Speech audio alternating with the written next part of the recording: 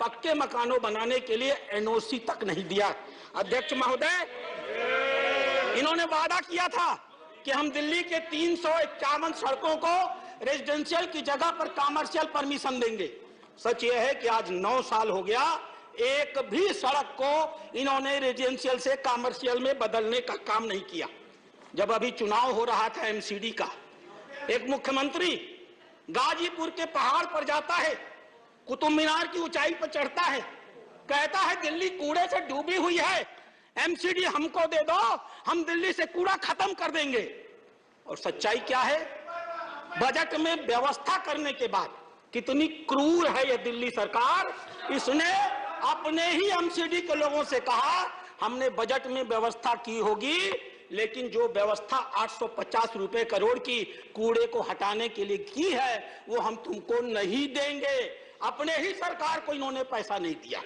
अध्यक्ष महोदय, इन्होंने कहा था कि दिल्ली में व्यापारिक विस्तार करने के लिए हम झोपड़ी और हम ट्रेड फेयर लगाने का काम करेंगे।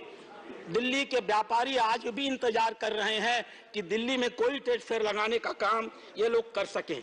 इन्होंने कहा था कि हम दिल्ली की यातायात व्यवस्था को बेहतर करने के लिए रैपिड रेल ट्रांजिट सिस्टम लाएंगे। 700 करोड़ रुपया खर्च करना था। अभी सुप्रीम कोर्ट ने कहा विज्ञापन पर 1100 करोड़ खर्च करने वाली ये सरकार दिल्ली के यातायात पर 700 करोड़ रुपए तक नहीं खर्च कर पाई। अध्यक्ष महोदय, इन्होंने इस प्रकार से दिल्ली के लोगों को धोखा दिया तो किया क्या? मैं बैठा था कोपू की बैठक में, अमर पटनायक जी हमारे मेंबर थे। उन्होंने कहा जल्दी जाइए, दिल्ली डूब रही है, पानी लग गया। मैं उठ करके भागा, मैं वेस्टर्न कोर्ट में रहता हूं, वहां पहुंचा। वेस्टर्न कोर्ट में पीने के लिए पानी नहीं था। मैंने पूछा ऐसा क्यों? बोला वजीरपुर सेंटर डूब गया, इसलिए पूरे दिल्ली को पीने का पानी नहीं मिलेगा। कैसी शर्मनाक स्थिति पैदा कर दी।